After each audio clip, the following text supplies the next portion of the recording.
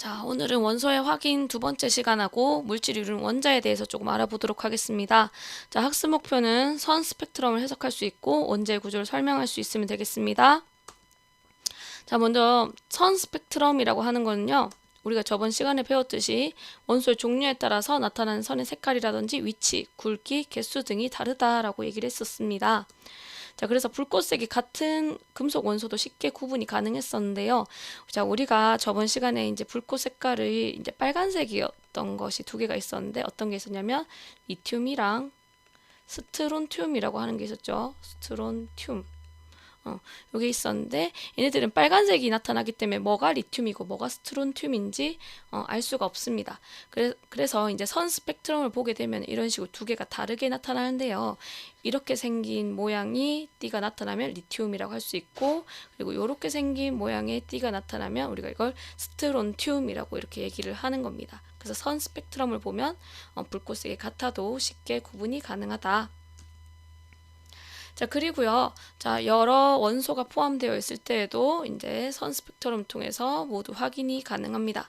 자, 그래서 예를 들어서 물질 X라고 하는 게 이러한 선 스펙트럼을 보인다라고 한다면 여기 보시면 나트륨은 여기 노란색 띠를 하나 보이고, 그다음에 리튬은 여기 파란색 띠 두 개랑 노란색, 주황색 띠 이렇게 총 4개의 띠를 보이죠. 그래서 리튬의 요 선 스펙트럼이랑 요거 4개의 요거 요거랑 리튬의 선 스펙트럼이 모두 나타나고 거기에 나트륨의 선 스펙트럼까지 이렇게 나타나죠. 그래서 물질 X 안에는 나트륨과 리튬이 같이 포함되어 있다라고 이렇게 얘기를 할 수가 있습니다. 그래서 이렇게 선 스펙트럼을 구분하는 방법 잘 알아봐 두시면 좋을 것 같습니다. 자, 그래서 여기서 비밀 미션입니다. 자, 물질 X에 포함되어 있지 않은 원소 번호를 미션 수행 게시판에 댓글로 남겨주세요 라고 되어 있는데요. 자, 바로 이 밑에 겁니다. 이 아래에서 보시면 이게 물질 X죠. 이 물질 X의 선 스펙트럼을 보시고 원소 1, 2, 3 중에 물질 X에 포함되어 있지 않은 원소 번호를 미션 수행 게시판에 댓글로 답을 남겨주시면 되겠습니다. 자, 수업 당일 오전 8시 반까지 수행한 걸로 미션 확인하겠습니다. 자, 그 다음 원자의 구조입니다. 자, 원자는 크게 원자, 핵과 전자로 이루어져 있는데요. 자, 그림에서 보는 것 같이 원자핵은 이 중심에 있고 그 원자핵 중심에 전자가 돌고 있는 이러한 모양입니다. 자, 그래서 그 중에 이제 원자핵이라고 하는 거는 플러스 전하를 띱니다. 얘가 플러스 전하를 띄어요.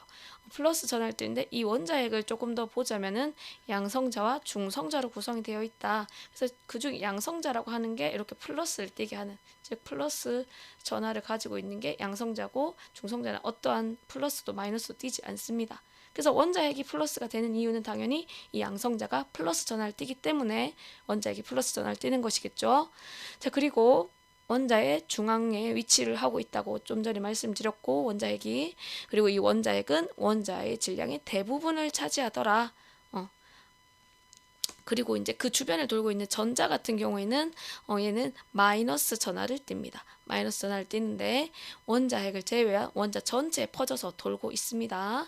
근데 얘는 원자핵은 원자 질량의 대부분을 차지한다 했고, 전자는 질량이 너무 작아서 무시할 정도가 된다라고 하는 거, 질량에 대해서 잘 알아봐 주시면 좋겠습니다. 자, 계속해서 보시면은 이제 원자의 종류에 따라서 우리가 원자 수소, 산소, 이런 원자들, 탄소 이런 원자들이 있는데 이 원자들의 종류는 플러스 전하의 수가 달라서 이렇게 구분을 할 수가 있는 겁니다. 그래서 원자의 종류에 따라서 아까 우리 플러스 전하의 수가 양성자가 플러스 전하를 띈다 그랬었죠. 원자핵에서도. 자, 그래서 원자의 종류에 따라서 양성자의 수가 다르다라고 하는 거, 이걸 기억해 주시면 좋을 것 같아요. 자, 그래서 그 원자들을 보시면 양성자의 수는 곧 전자의 수와 일치합니다. 그래서 플러스 수와 마이너스 수가 같기 때문에 정기적으로 원자는 항상 중성이다. 플러스도 마이너스도 아닌 0인 중성인 상태다라고 하는 거 기억해 두시면 되겠고, 자, 이렇게 그림과 같이 여기 보시면 양성자가 빨간색인데 빨간색 하나, 둘, 셋, 넷, 다섯, 여섯. 양성자가 6개니까 전자가 주변에 총 6개가 있죠. 여기도 마찬가지. 양성자가 2개가 있으니까 전자가 2개가 있습니다. 그래서 원자는 항상 정기적으로 중성이라고 하는 사실. 자, 원자의 크기 보겠습니다. 자, 원자의 크기는 아주 작습니다. 질량은 대부분을 차지하는데 크기는 매우 작아서 원자 대부분은 거의 빈 공간이더라. 그래서 비유를 하자면 우리가 그냥 이렇게 얘기하면 잘 모르거든요. 그래서 비유를 하자면은 원자핵의 지름을 진짜 눈에다 잘 안 보이겠죠.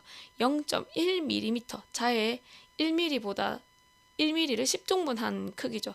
그걸 한다면은 원자의 지름은 여기 노트북에서도 지금 잘 이게 표현이 안 되는 10m 엄청나게 큰 길이가 크죠, 그죠?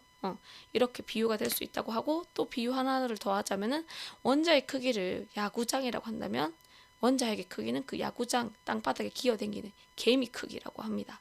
하지만 그 개미가 질량을 대부분을 차지한다는 거. 크기는 작지만 질량의 대부분을 차지한다라고 하는 거 잘 기억해 두시면 좋을 것 같습니다. 자, 원자의 모형 보도록 하겠습니다. 원자는 매우 작아서 모형을 사용해서 나타낼 수밖에 없습니다. 눈에 보이지 않기 때문에 원자의 중심에 원자핵이 있다 그랬고 주변에 전자가 있기 때문에 모형을 나타낼 때에도 원자의 중심에는 원자핵, 주변에 전자 그려줍니다. 자, 그 다음에 원자 모형에는 양성자 수에 따라서 우리가 원자의 종류가 달라진다고 했기 때문에 모형에는 양성자 수를 표시해주면 좋고요. 그리고 원자핵과 전자는 반드시 원자 모형에 나타내져 있어야 되고 중성자는 나타내지 않을 수도 있습니다. 자, 그림을 보시면요. 이것과 같이 이렇게 양성자, 중성자 다 같이 나타내도 되겠지만 일단 여기 원자핵 있고 그다음에 전자 나타냈죠. 아니면 이렇게 플러스 2개다. 양성자가 2개라는 식으로 플러스를 2개 그려주거나 또는 플러스 2 해서 이렇게 그려줄 수도 있습니다. 또 다른 예를 보면 아까 봤던 거 양성자의 수가 6개인 거. 그래서 전자랑 원자핵이랑 전자를 나타냈고 아니면 이렇게 플러스 6개 그려내거나 아니면 플러스 6 해서 이렇게 원자핵을 나타내셔도 됩니다. 자, 수고 많이 하셨습니다.